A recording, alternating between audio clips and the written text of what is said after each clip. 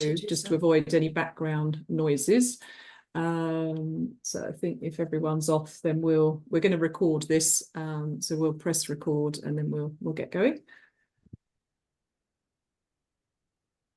Great. Okay, good. Right. So welcome, everybody. My name's Sandra Sullivan from the FDEA team, and I'm delighted that we've got so many of you joining us this morning. Those of you that join our regular member meetups will know that the difficulties and the issues companies have in terms of getting product into Spain come up quite regularly. And we know that many of you are exporting to a number of European countries, but do find that Spain can be particularly challenging. So we've taken that brief on board, reached out to our network, and are delighted, despite all our rivalry on the pitch on Sunday, to welcome our friends from Spain to join us to talk through a little bit about the Spanish market, and to look at issues around market access and where there may be things that perhaps you're not doing properly, or areas in which we need to understand the requirements in more depth. So we're going to sit back and listen and learn as well, as I hand you over initially to Beatriz Asua from the DBT team. So Beatriz, over to you. Thank you. Hello. Thank you very much, Sandra, for the introduction, and thank you very much for inviting us to be here today on this webinar on how to sell to Spain. We will explain, Carmen. Let me introduce the team that I am here with, a whole crowd. So I'm here with Laura. She's the Market Access Officer. Paola Lugari, you won't be able to see her. She's the trade policy officer. So any questions on that matters for them. And then also we have a DEFRA officer, a new colleague, Henry Belshaw, and then one Carmen that works with me. Also got on the screen, I will introduce you, a Spanish importer, Dana Naus, from a company called Taste of America. She handles American, Canadians, and British products. And she will just give you a very brief explanation on her experiences on importing from the UK into Spain. So if you want, we could go give you to the presentation, please.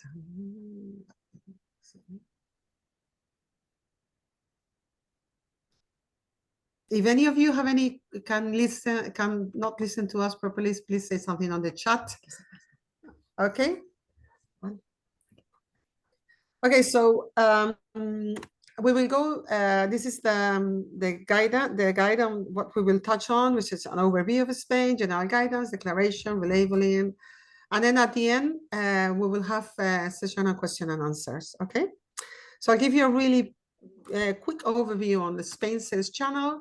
So in terms of Spain, in terms of food and drink, we divided Spain into two markets, which is the expat market, which is all along the costas, including the islands, and the national local market.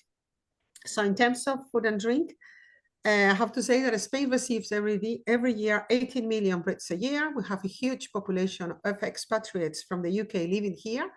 And also we have a huge population of other nationalities visiting Spain and living here, that many of them, they have studied English in the UK. And also, to give you an example of how important it is Spain for the local market, UK and London is the preferred destination for a short break for Spaniards. Therefore, British products are well aware. Spaniards know very well about British products, and also the huge population we have along the costas.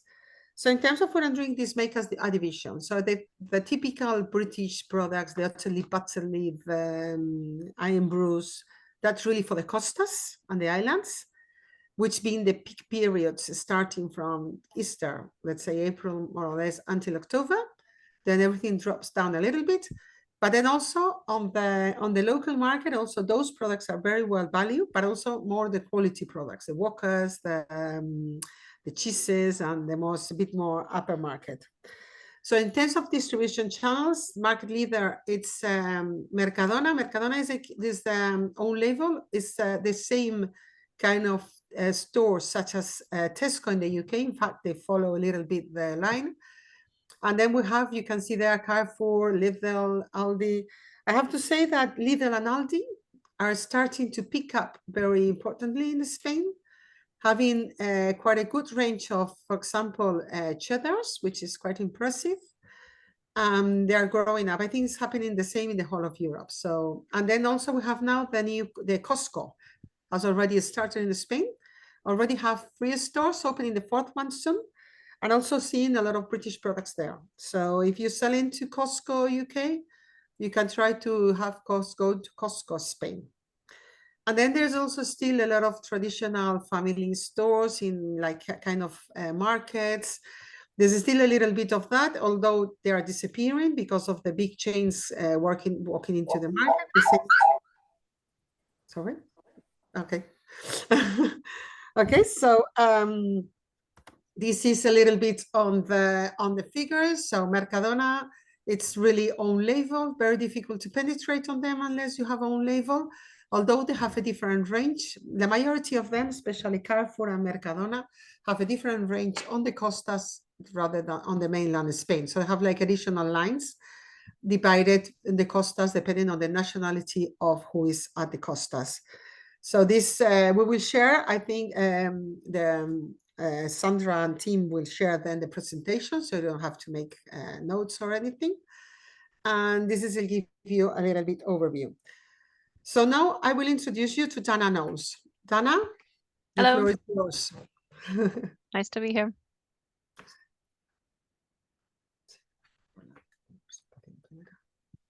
Yeah, you can start, Dana. Oh, yes. I didn't know if you had a specific question for me. We've been importing, we are the exclusive distributors for Tyrrell's potato crisps. We import from another number of British suppliers.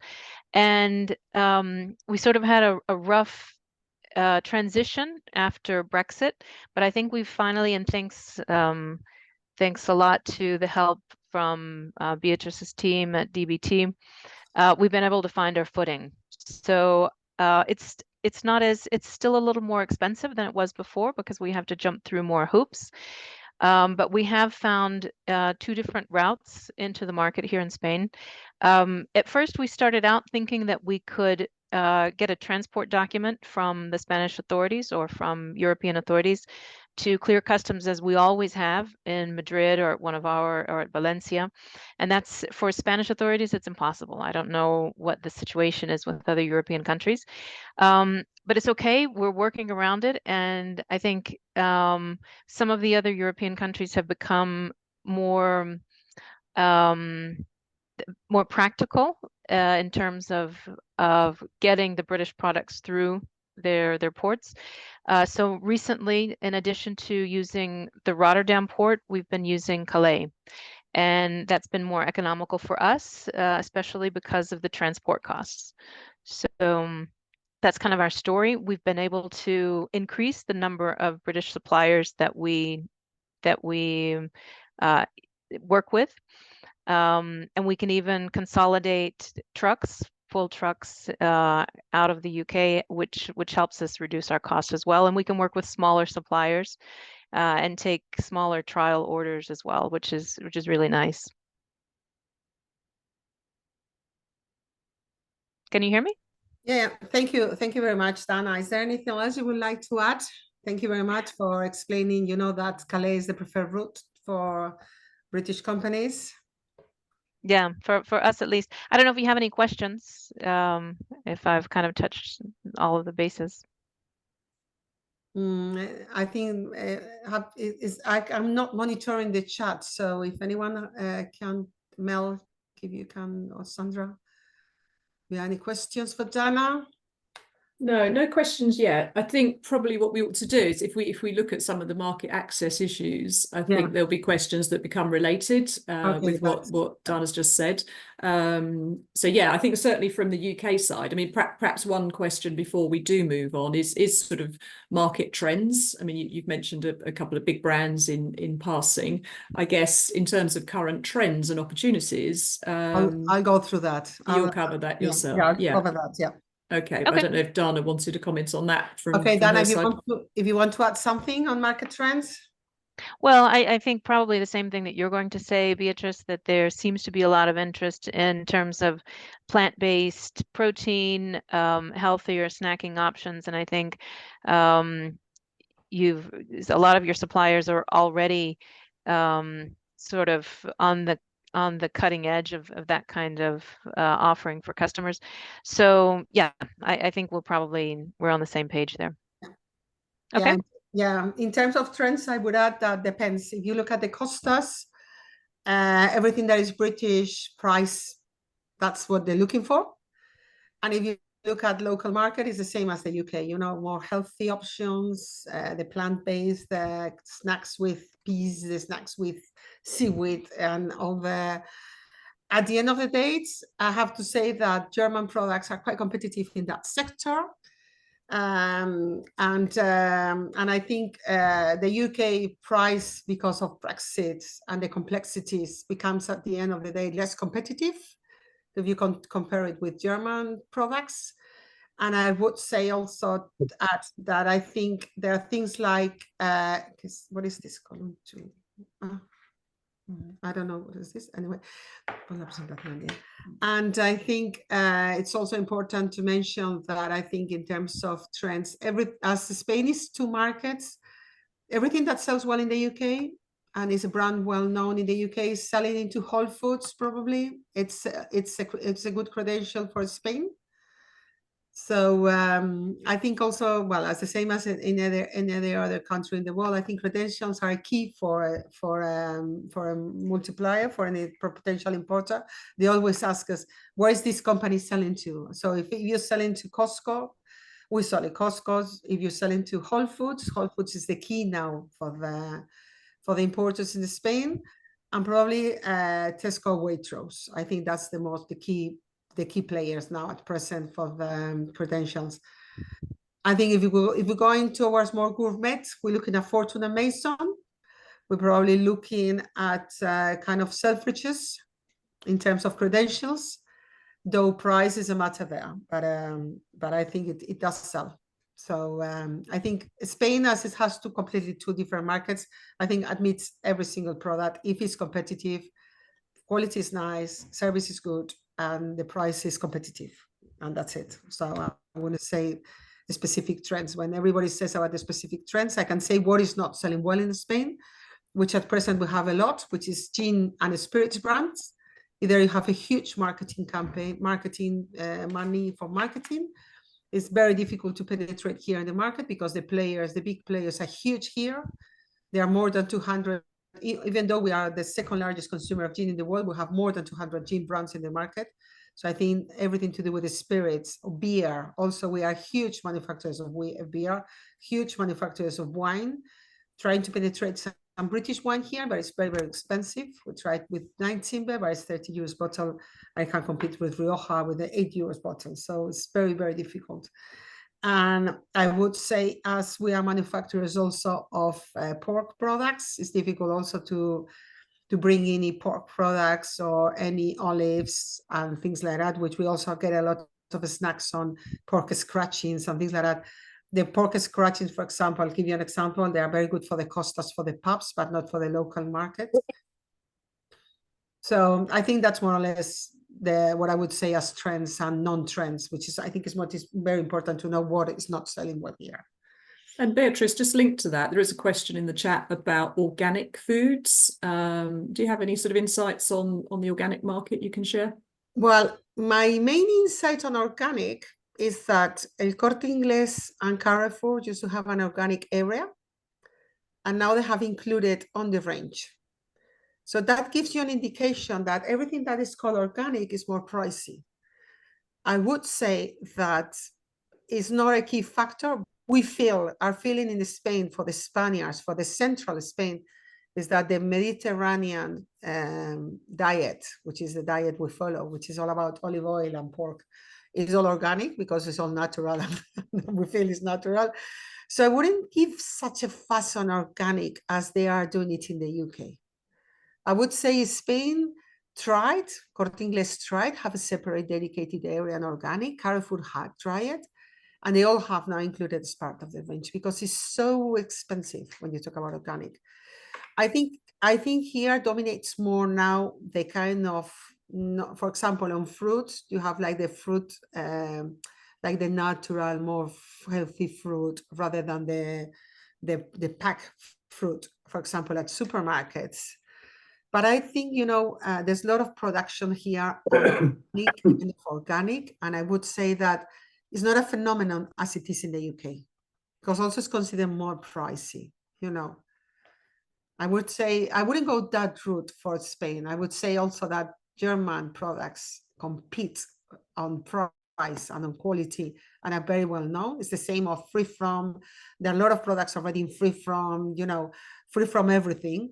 And again, I think the British products they have break into the market, they are doing well, but very few of them. And the price is a real matter. And I think nowadays people is looking more on price and also more onto, there's a lot of promotion in Spain, which is happening, I think, in many European countries, at least in France and Italy, which is going more to the local products. So, trying to compete with local products, local production in Spain, I think that's where the problem is. But saying this, I think it's very important to mention that Spain, people like Carrefour is still looking for British products. That's because there's a demand. You have 18 million British tourists a year. They go to the hotels. They want to have the breakfast with the baked beans and the marmites and the bobrills and everything. And the British, well, like when I was living in the UK, I love the British products, but I also was looking for the Spanish products. So, I think we all look for our products once we've been 2 days in a country. We're going to go back to our roots. And I think that fact is very important for Spain, because 18 million British tourists a year, plus a huge population living all along the costas, that's something to consider. So that's why Spain's such a good market, I have to say. Okay, so if you want, we can carry on. If there are any more questions, Sandra? No, carry on, Beatrice. Yep. I think Dana has left now, but anyway, I'll say thank you on behalf of all of us, because you had one of the British companies representative in Spain, in Madrid. So a good excuse to go. I said to her, that's the most important thing. So now we're going to go on to the general guidance on how to export to Spain. This is a pack we have that you have it already on. I think Sandra, you mentioned, is already on the portal. If you want to say a word on that. Yeah, thanks. So yeah, a reminder that within the FDA member portal, there is an export know-how section. And in there, you will find an export into the EU subfolder, which has got a number of documents in. And we have shared in there a sort of document which summarises a lot of what Beatrice is about to cover. So if you log into the portal, go to the export know-how and scroll down, and you'll be able to download it from there. So yeah, do take notes and listen now, but there is also a printed guide that you'll have available in the portal. So yeah, over to you, Beatrice, to run through the detail. I think on this general guidance, I won't go and read it because, there's no need for it. But I would say the most important thing you need to understand here, that if you have sent goods to Spain before Brexit, you used to probably send to shop owners. And shop owners, this is one of the most important things, cannot import directly. They need an import license. An import license is not something that you pay 100 euros and you get it. No, you need to have a broker, you need to have customs, you need to have a warehouse which dedicated staff for your import goods. There are a lot of checks from the sanitary health authorities checking that you do follow the import rules. So it's not something that the shop owners will say, oh, don't worry, I have an import license. No, they have to prove it and they really have to have it. So I think this is the most important thing you need to know, which is very, very important. Also, you need to have a responsible person. In this case, you can be your importer. You need an importer to come goods to Spain, unless you already have a warehouse in Europe, which is very important to understand that if you have an office in Europe or you're shipping from Europe, that's okay, but you need to invoice from Europe.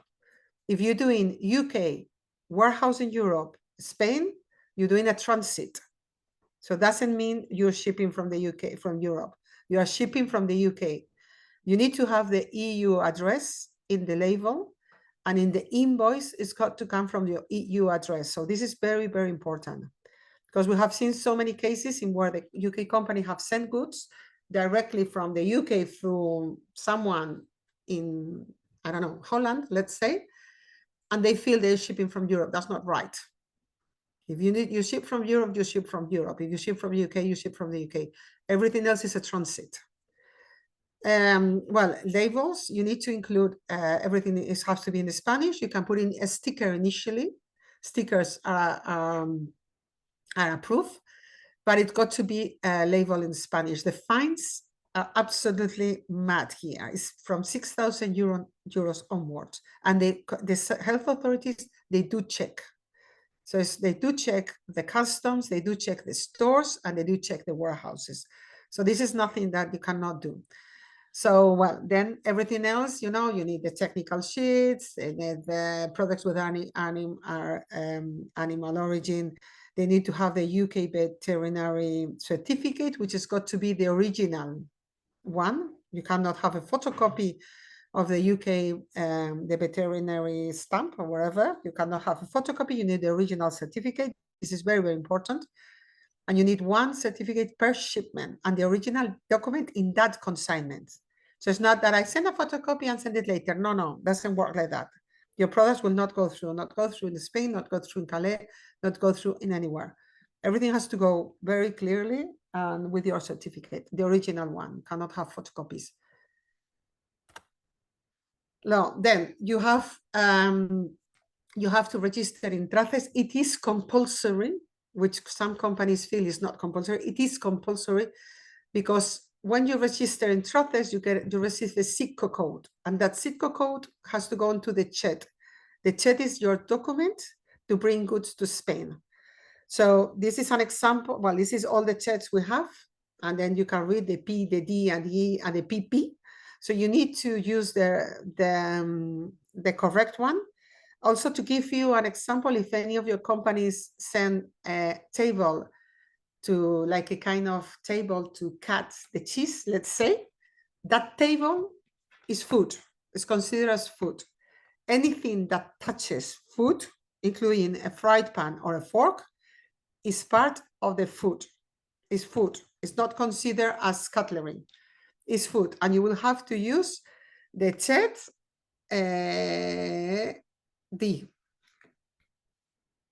So if you bring the stuff with, I don't know, a cheese company with a table, or I don't know, a meat company with a dispenser for wherever, the dispenser is food. This is very important because we have so many consignments stop at customs with plates and things like that. Anything that touches food is food. So please bear that in mind. This is very, very important.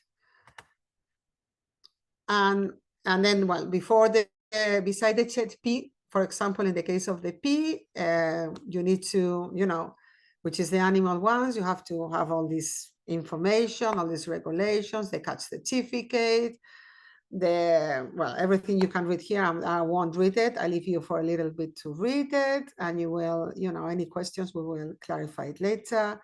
But this is very, very important. Okay.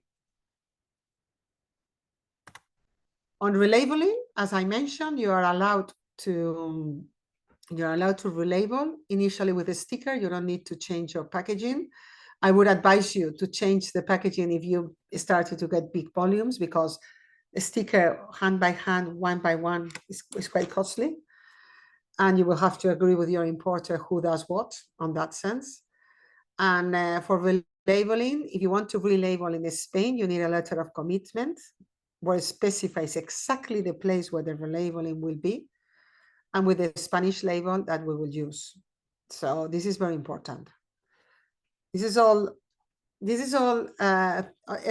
everything that we are saying. Spain, even though looks is very, very strict, Spain complies with the EU regulation. We are not doing anything that the EU regulations, the EU is not doing.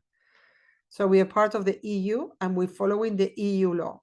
Whether other countries apply it in a softer way or different way, that's another matter. But Spain is not doing anything different that the EU says. We have tried to fight many of these things, especially on sulfites, excess of sulfites, and we have done so many research on sulfites, for example. Spain follows the EU regulation. If EU says we need to use this type of sulfite, this is the type of sulfite Spain says we have to use. So nothing goes beyond EU. So be very clear on this one, okay? This is how you need to register. This is, registration of companies and things like that. All these, which sounds, it's like, I don't know how many slides I have on all this, it's like 6 or 7 slides. But all these, as you need an importer in Spain, the importer will know perfectly well how to do it. If you have a trustful importer, of course. You need an importer that knows how to import. Beatrice, can I just jump in there? I think Yeah. for example, if a company listening doesn't yet have an importer and they have to get a product into Spain as a sample, let's say, to a potential customer. Samples, we'll talk about samples later, Sandra. Would you touch the critical point?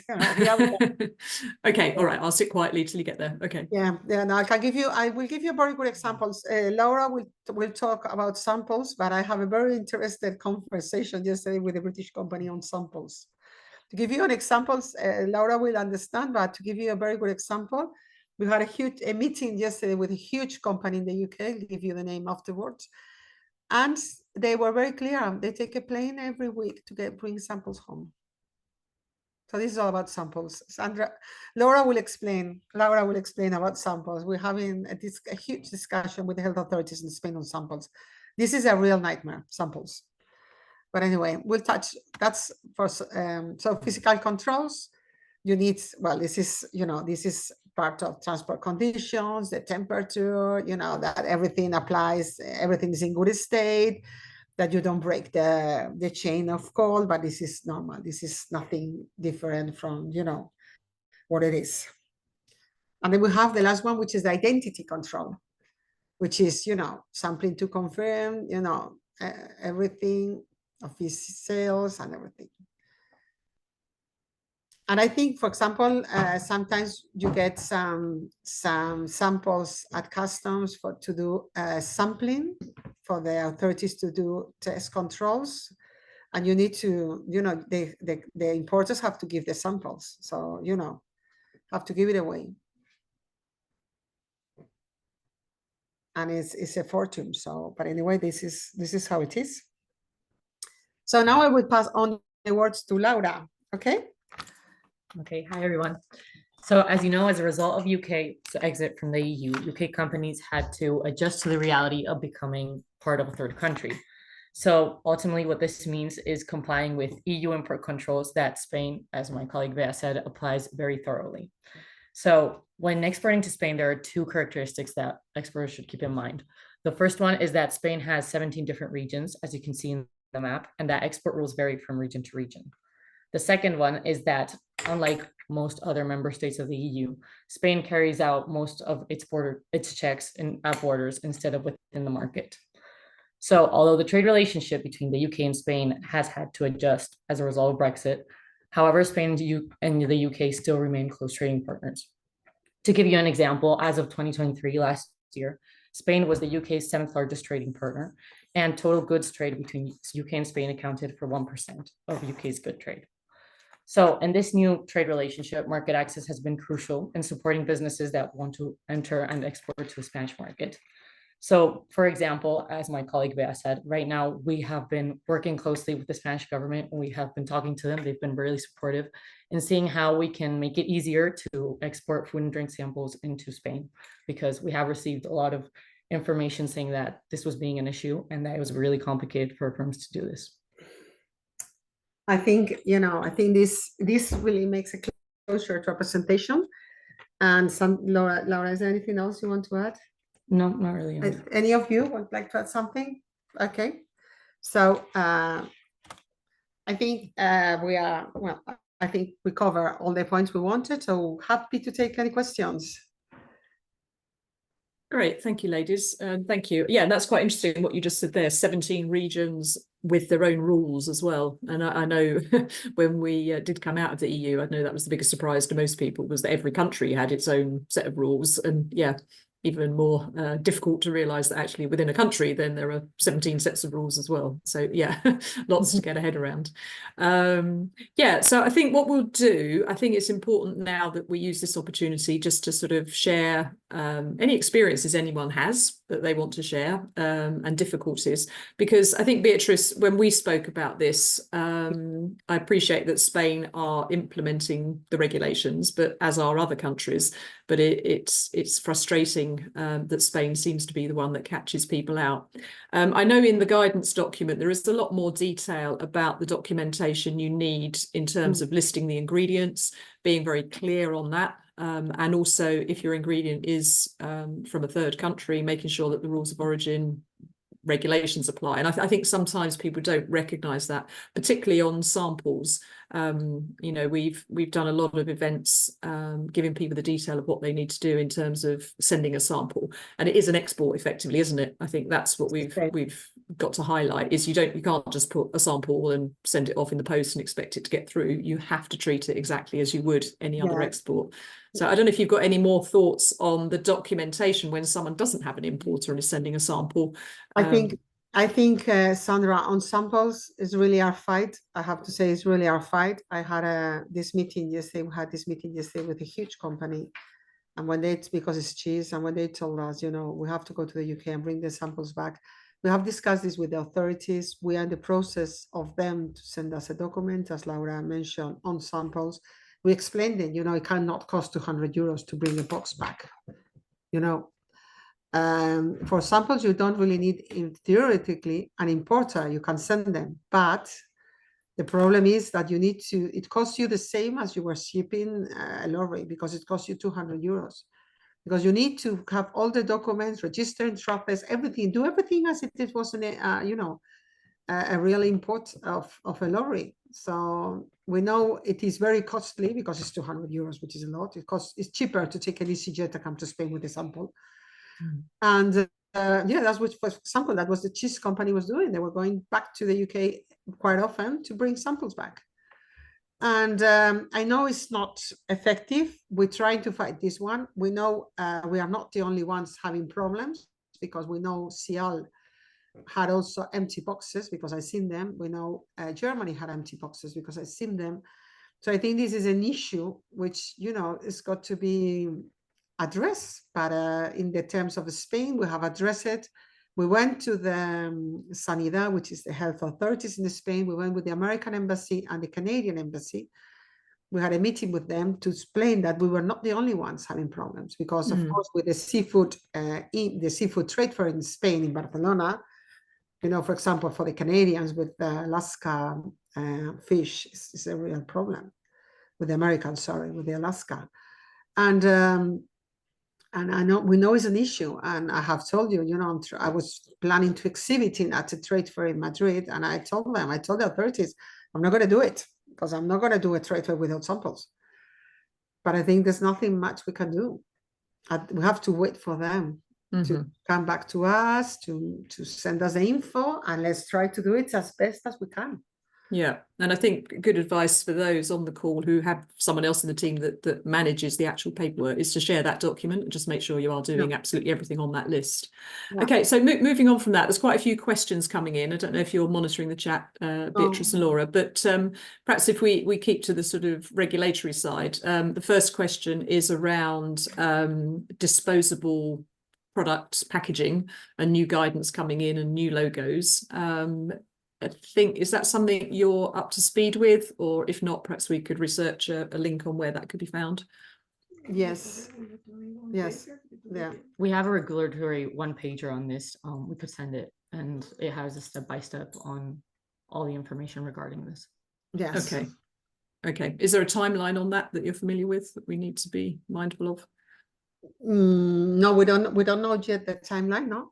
But we know, but I don't recall. We can send it with you. Just also to bear in mind one thing: Spain loves to be the first one to adopt any EU regulation. But we'll send you. We have the one pager on that one. Don't worry, we'll send it afterwards. Yeah. Okay. And then Laura, perhaps this one's for you. Naomi's asked a question about adding samples into a full load shipment. and concerned that, you know, will a sample hold up the whole shipment if it goes together and gets held up? I think we probably know the answer to that. Yeah. Especially if it's on animal products, it will be held up, because we have on the meeting I had yesterday with this company, they had a lorry held up at Calais for 10 days because there was a box with samples. Yeah. Everything that goes into a lorry needs to be declared.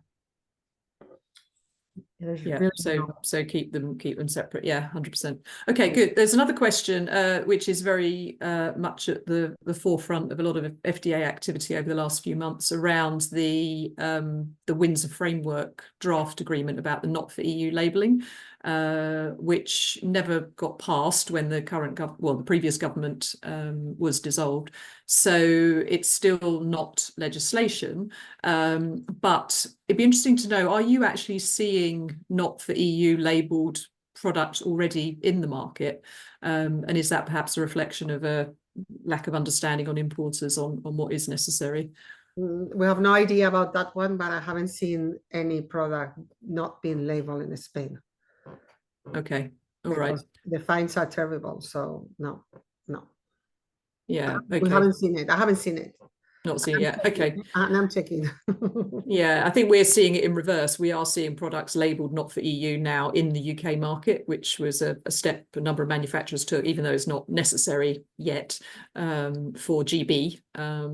But yeah, that's something we'll continue to monitor, keep you posted. And John's very close to that with our government friends, making sure that we're lobbying hard to get it taken away, because it's clearly Sandra, we will discuss it with our colleagues on the political and economic team, and perhaps Henry also can Henry from DEFRA will jump on that one.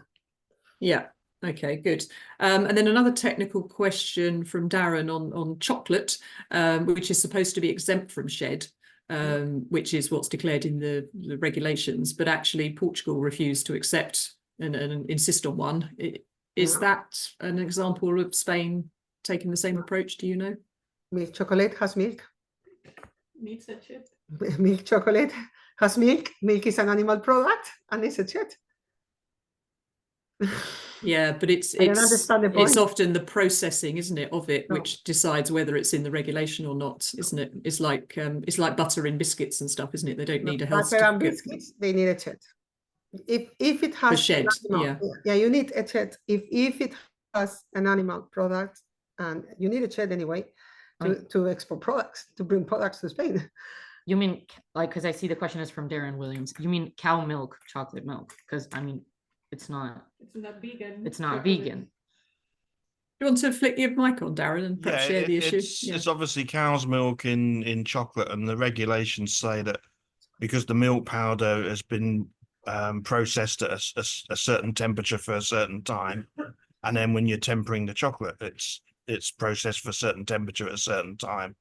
It effectively means it's allowed to go through without shed, which for the rest of Europe is fine. But Portugal, I have this trouble every year in Portugal, as Les will know. You know, I was asking if it's the same for Spain, seeing as the samples are the same issue. I don't know about Portugal, but everything that you bring from the UK needs a check to start up. Whether it has animal product or has not animal product, you need to register in Trappist, get a SICO code and put it in the check. Everything, even iron brew has a check, needs a check. Even water needs a check. And if it's milk chocolate with milk, has animal products, and it's got to have the check for the animal products. And you need the veterinary certificate and the certificate of the milk. You need the certificate of the milk, where the milk is coming from, because it has milk products. It's milk, has milk inside, and milk is a cow. A cow makes milk. It's an animal product. The trouble is the chocolate manufacturer cannot tell you where that milk for your particular batch has come from. They know they bought it from X, dairy farms or dairy suppliers, but they can't say your 5 ton of chocolate that you used to make that product. I would say that you need to discuss with your milk manufacturer and ask him. You need to know where the milk is coming from, because you need the certificate to bring the product. You need it. And this is one of the first cases we had with Brexit ages ago was the lemon curd, and the lemon curd at the end has butter, and egg has butter especially, and it's milk product. It's an animal product. Everything that is got animal is an animal. You need a certificate. Okay, let's pick that up separately, Darren, because I think it does raise an issue. I think you're But right. Sandra, if you need any further information, put in touch with me and I'll discuss it with my colleagues. Okay. Yeah, Thank because you. I Yeah, think we'll do. Yeah. I think you're right. I think it's anomalies between a health certificate versus a list of ingredients versus the need for everything to be on shed. And got to make sure we've got the right bits of each of them. Les, did you want to come in? I can see you've put something on about shipping. You're obviously doing a lot of the shipping as a company. Is there anything you wanted to add at that point? Yeah.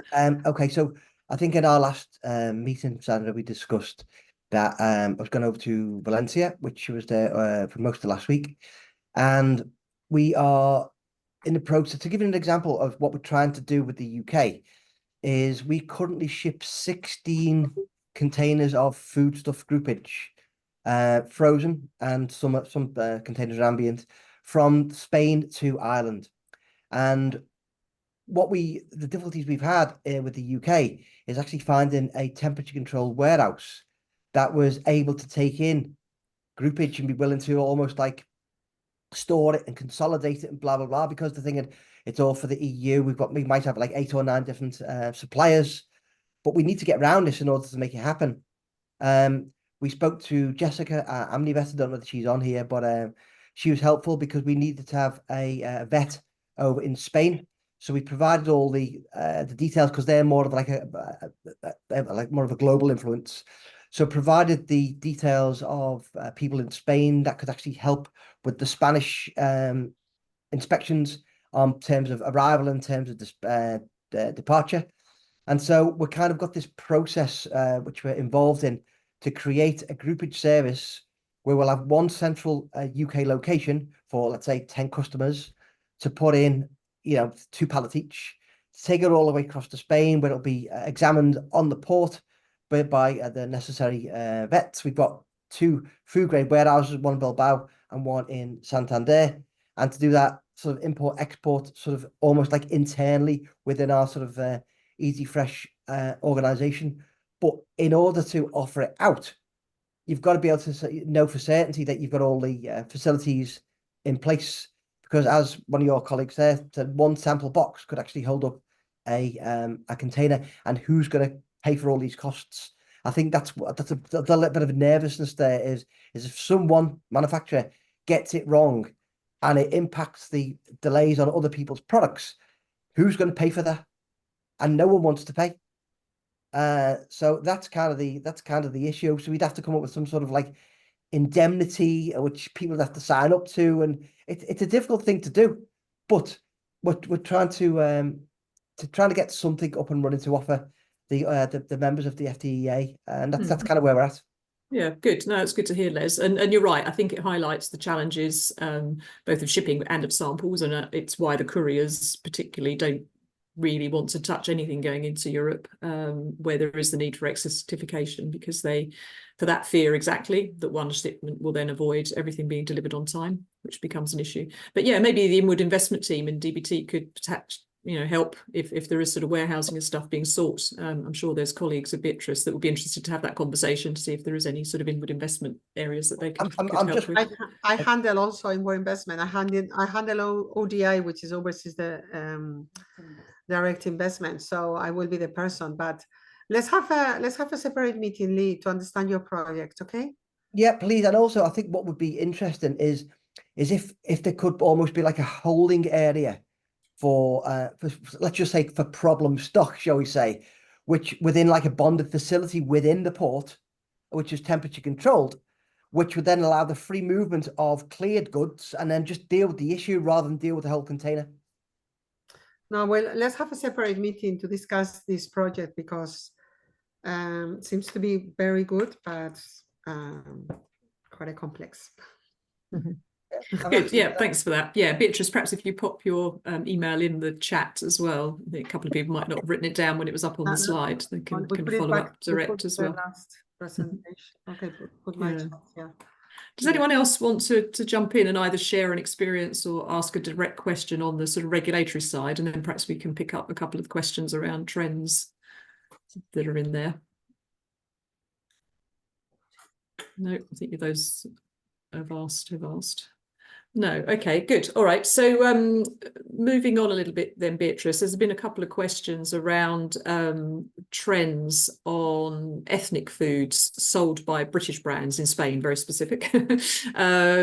Yeah, what's your sort of thought on products that you see on the shelves that fall into that category? Okay, on ethnic things from the UK, probably you mean Indian sauces and things like that. It's very good for the costas again, and for the local market, if it's very mild, it's okay. If it's not very mild, just a little bit hot, it's okay. Nothing else than that we are not used to, I have to say. It is a category which you can see, for example, in case of Sharwood, it's very well introduced, or Patax, very well introduced into the market, and is everywhere in Spain. It's local and costas.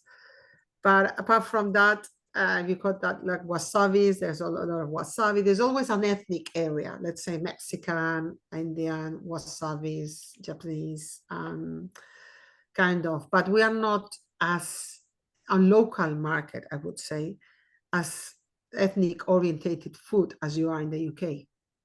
So it's just a touch of A some smaller section than it might be. Yeah. tiny section. You have the Patax and the Sharwoods doing well, just selling, but it's like the chicken korma and the a little bit more. That's it. So, but if you talk about the costas, that's a different matter, because the costas, for the food service or the costas or for the outlets in the costas, that's a different matter. That's a different sector. It's more for the expat tourist areas, for the costas and the islands, not for mainland Spain, I would say. Yeah. Okay. Yeah, that's a good It response. is might be better than years ago, but it's still, Mexican food is very, very, it's very popular in Spain, but Mexican, very low, mild, and not really spicy. Yeah. Okay. No, that's helpful. And just in terms of enlightening those listening, you mentioned how stores, they have different buying, obviously for central Spain versus the costas. In terms of reaching out, It's the same buyer. Oh, that's what I was going to ask. Is it the same buyer or? It's the same buyer. Okay. But differentiates on articles for the costas and differentiates on articles for local Spain. Really depends on price. Depends on price and quality. I'll give you an example. Walker's biscuits will sell everywhere, but something more premium will only sell on local markets: Madrid, Barcelona, Mallorca, Bilbao, Sevilla. But the costas will sell everything, which is more onto the kind of really British products, And also the costas has a huge range of food service, because it's got all the hotels, the all-inclusive hotels, the pubs, everything you have in the costas, which there are some areas of Spain which is like going to the UK. If you go to Benidorm, for example, is the mini Britain, you know what I mean? And if you go to, I don't know, places in Murcia, Torrevieja is also very British. So, you can find a kettle, you can have, your teas, everything is there. But depends where you are. Depends on the type of product you have, and then also the importer will let you know, this is for the costas or this is not for the costas. Yeah, great. And I was interested that you said about Costco opening up as well. I think you said 3 with a 4th store to start. And I know, and it's doing well, It's doing very well. Yeah, I know a lot of companies do very well through Costco. So I think that is something to take on board if you are selling to Costco in the UK, is to leverage that to get introductions into the wider Costco network. And they're really happy. I have to say that Costco UK is really happy to introduce products for another Costco's. So, that's one thing we have found out. Good. And there was also a question, Beatrice, about online selling in Spain. Do you have any sort of insights on shopping habits and the scale of online in the market? Yeah, I would say online has grown a lot since Brexit. But compared to the UK, we are, I don't know how many miles away, probably Spain, UK miles away. We have the players here are Amazon, And then you go into Mercadona, El Corte Inglés, all of them, they have, or Carrefour, they all have their own shopping, you know. But apart from those platforms, we have Amazon for food. And then you have a few I don't know, for organic, you kind of eco products, you have a few websites, but it's nothing really, you know. Spain, there's still a lot of going to the store habit, you know. It's not like in the UK that you buy everything online. Here we have a wonderful weather, so we love to go shopping. So, you know, we're still miles and miles away from the UK. Amazon Fresh and Amazon is doing well, but it's not a phenomenon like it is in the UK. It is a phenomenon on Amazon, but not on food.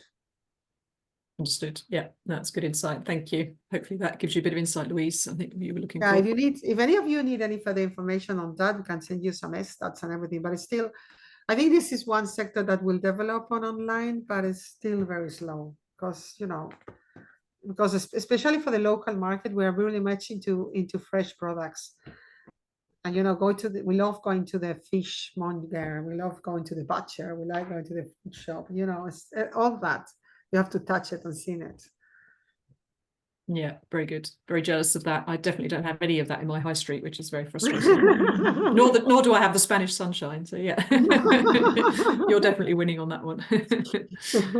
Yeah, very good. Good. Okay. I think Mel, jump in if I've missed one, but I think I've covered all of the questions that have been asked to date. So it's a last call. If there was something burning, you can either switch your mic on or pop something in the chat. But if not, I think in sort of summary, I think it's just reinforcing the need to be really, really clear on the documentation required for the markets across the EU, but particularly with Spain, where because it is all being cleared at the port, it's the port regulatory officers who are checking everything.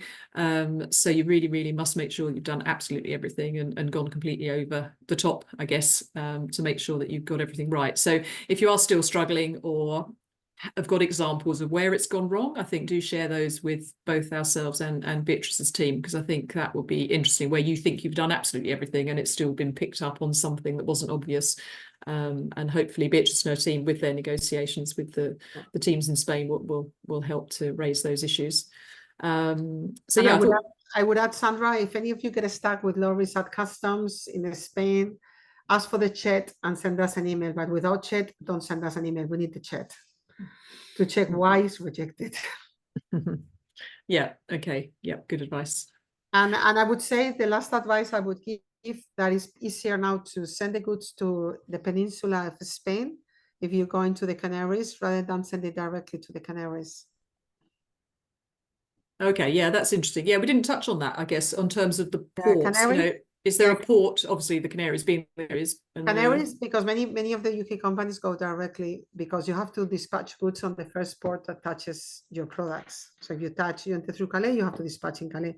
If you enter through Spain, you have to dispatch in Spain. But usually everything goes directly to Canaries. And in Canaries, we've seen, because of course we're in the peak period, we're seeing quite problems, because people feel that the Canaries is not Spain. Canaries is Spain.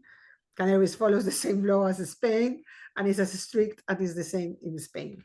So, you know, some of the importers, what they're doing is bringing goods directly into the peninsula, let's say into mainland Spain, and then from mainland Spain, they ship onto the Canaries. Okay, interesting. And is there a port, of all the different ports that you mentioned, is there one that seems to work better? Is there one that you would say, if you're going to ship it to any port in Spain, ship it to this one? Or is it pretty consistent? Sorry, say again? Yes, I'm thinking about it. I don't know which one. Oh, sorry. I would say Valencia, but it's not very convenient because you have to go get around Gibraltar and everything to go up to Valencia. I would say Santander and Bilbao, which are the first ones. Santander is a bit smaller than Bilbao. Bilbao is a bit bigger. Santander is quite small, but Bilbao is much bigger. And they're already quite experienced. And I would say Valencia is a good one, but I don't think if Valencia is very convenient because you really need to go around throughout Spain. I think the most convenient for you is Valencia, is Bilbao and Santander. That's what it's in front of. And if you have all the documentations right, everything is absolutely perfect. It shouldn't be an issue. Great, thank you. Good. Okay. Well, I think we're just coming up to time, so I think we'll wrap it up there. This will be available as a recording. A reminder in the members portal, you can download the guidance doc to share with your teams, just to make sure you are doing everything that is advised. And if you do still have any issues, do share them with us. I think it's a very strong part of what the FDA is able to do, is to raise the issues, both with teams like Beatrice in the market, but also with the DEFRA teams in the UK as well, to sort of keep raising the issues. And we have recently met with His Majesty's Ambassador to the EU for trade, who was very helpful and has asked us to keep him up to speed with issues as well. So do remember to share with us anything, so we can keep feeding them through to the people that can make a difference. So in closing, we have now a DEFRA officer in Spain, so if you need anything from Henry will be very happy to assist you on. Very good, very good. Good. Okay, so thank you to both Beatrice and to Laura, and thank you to Dana, who's had to leave. Yeah. I hope everyone found that useful. And yeah, good luck. Spain is such a strong market. As we said, it is the 7th largest market for UK food and drink. And I'm sure many of you will probably be sampling some of it whilst you're on the Costas on your holidays in the summer. Thank you very much. Okay, thank you, everybody. Bye. Bye. Bye. Muy bien, las dos.